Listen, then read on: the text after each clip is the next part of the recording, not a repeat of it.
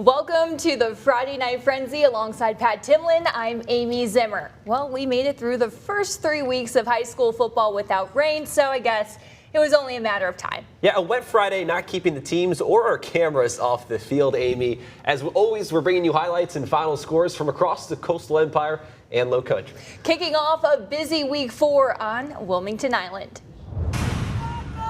St. Andrews home opener, student section not afraid of a little rain. Lions hosting undefeated Briarwood Academy, and Bucks making the most of their 2.5-hour bus ride following a touchdown on their opening drive. Very next possession, Briarwood does it again. Mason Potts, end zone to end zone. 2-point conversion good. Bucks grab a quick 16-0 lead. Lions regroup. Whatever first-year head coach Wes Worthington said to his team, well, it worked. Lions Josiah Bowers on the return, straight into your living room, and he is fired up for his team. Same drive, quarterback Patrick Jackson drops back, goes through the air to Charles Strain and falls into the end zone. Mud and all splashing everywhere.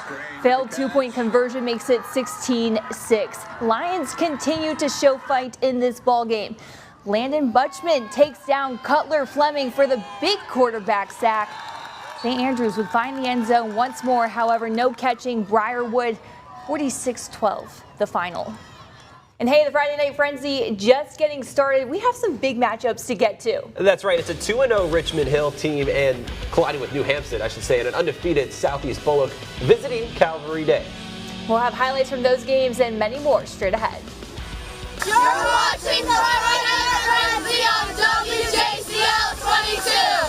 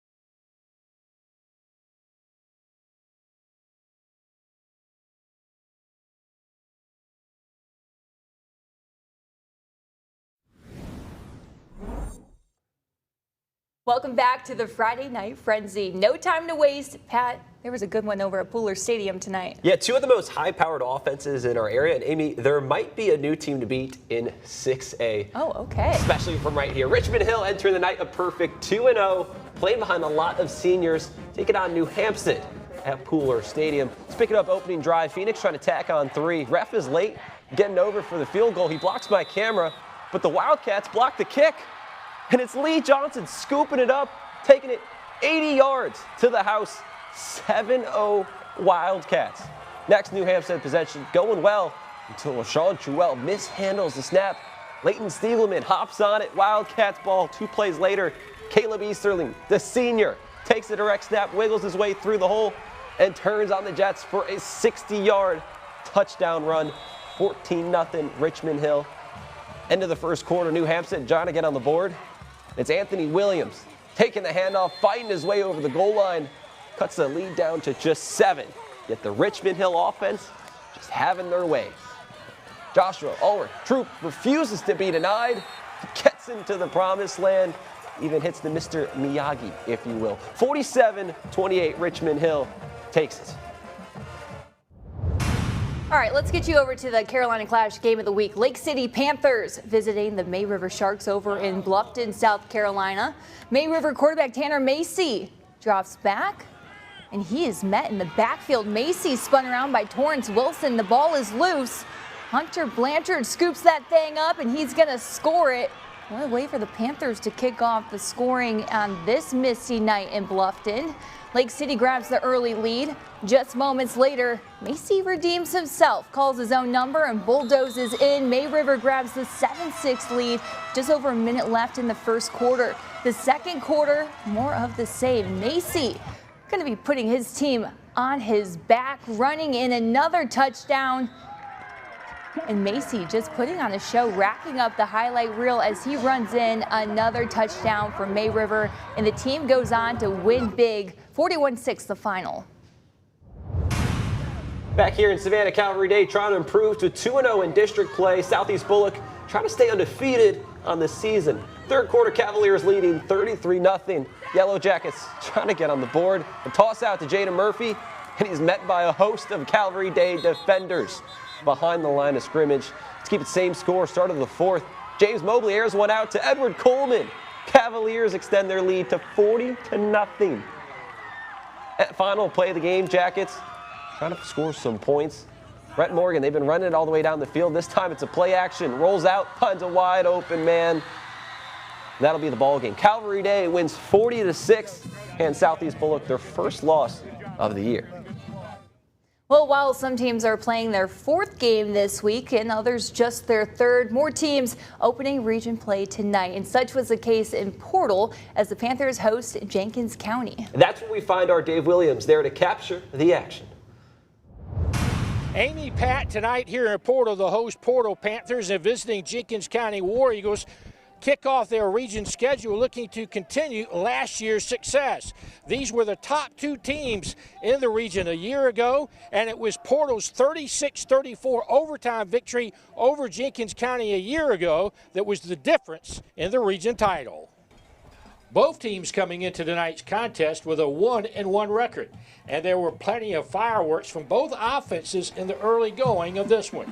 Jenkins County getting it started on their opening possession. Quarterback Justin Wright fumbles, but Calvin Adams is right there for the recovery for the War Eagles, and he takes it to the payoff pasture.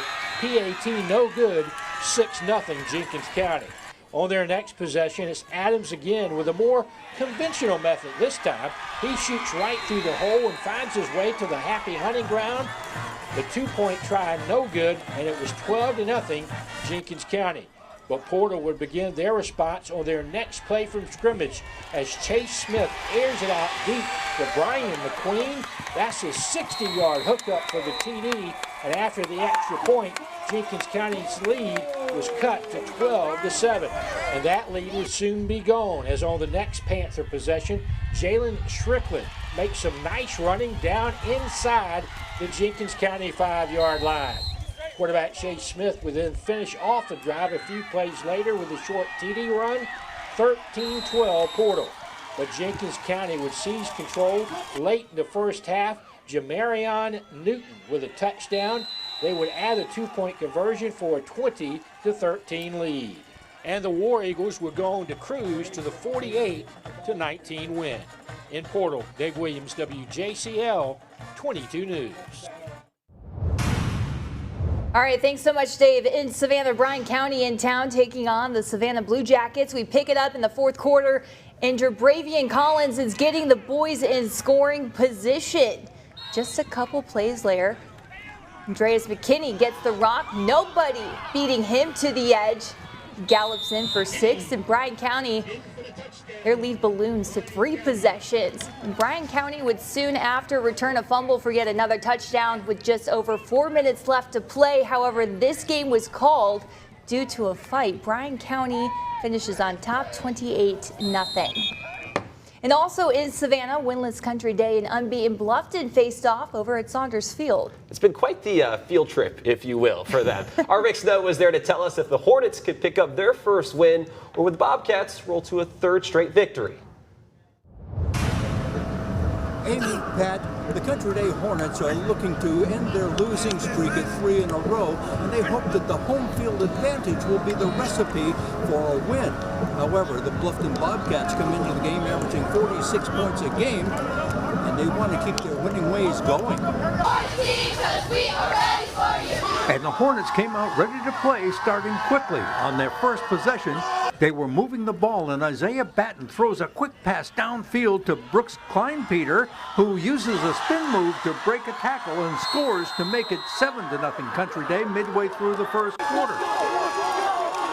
On the first play of the second quarter, Batten finds Peyton Bean in the flat, and he does the rest, going to the end zone for a 14-0 lead, and Country Day was gaining confidence.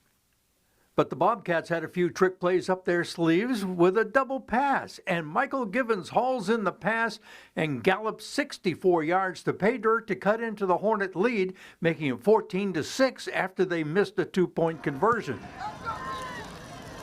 But then on the ensuing kickoff, Hires Holland finds running room on the sidelines behind all those people there standing on the sidelines, and he gets great blocking, and he's off to the races to quickly give Country Day a 21-6 lead in the first half, and the Hornets roll on to a 44-16 victory for their first win of the season.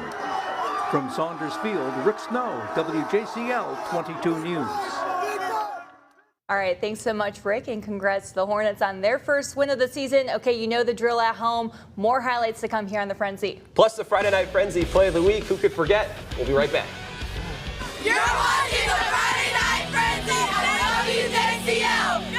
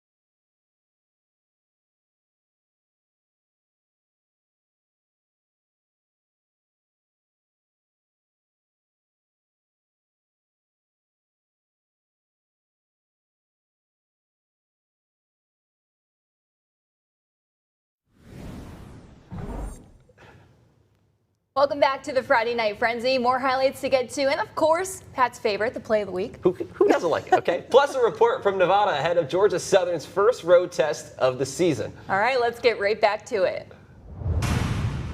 To Daffin Park, home opener for Bethesda Academy. Blazers defending state champs welcoming John Paul II. JP2 taking advantage of those wet conditions with this field goal just barely making it, sliding the right way. 3-0 John Paul II. Second quarter, Blazers Jordan Turner calls his own number. Look what he does with it. Breaks right, coming right at you. Turner ready for his close-up. Hello.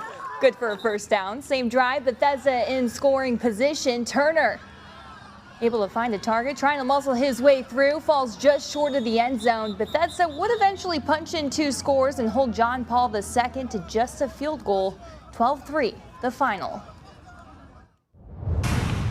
Bullock County hosting Robert Toombs. Let's pick things up in the second quarter. Bullock County up 7-0. Danya Garvin takes the handoff, scores from 1 yard out to make it 14-0. Later on, just call Garvin, this time from 11 yards out. And the lead moves to 21-0. Looked like deja vu right there. Gators defense trying to pitch a shutout as there's Brian Cohn with the big hit behind the line. Second half now. Quarterback Sam Hubbard trying to join in on the fun. Takes it himself off to the races for a 41-yard score. Gators win 42-7 and improve to 4-0 on the season. Time for the Friday Night Frenzy Play of the Week. We take you back to Portal, where the Panthers get the honors. Quarterback Chase Smith with the perfect strike to Brian McQueen. 60 yards for the touchdown pass against Jenkins County. Not enough, though. The War Eagles came away with a 48-19 win. All right, and hey, week 2 of the college football season is here, and our Frank Slakowski is soaring on the road with the Georgia Southern Eagles. The Georgia Southern Eagles on the road, first road game of the season. They're here in Reno, the biggest little city in the world, to take on Nevada Saturday afternoon. Georgia Southern looking to snap a nasty road losing streak. The last time the Eagles won away from Statesboro was last September 23rd, when they traveled to Muncie, Indiana, and they knocked off Ball State. Again, Georgia Southern looking to even up their record. Of course, they opened the season with a loss last week against Boise State at Paulson Stadium. Now they're on the road before they return home next week to take on South Carolina State. We'll have complete recap of Saturday's game coming up Saturday night on WJCL 22 News at 11. Reporting from, again, the biggest little city in the world, Reno, Nevada. Frank Slakowski, WJCL 22 News.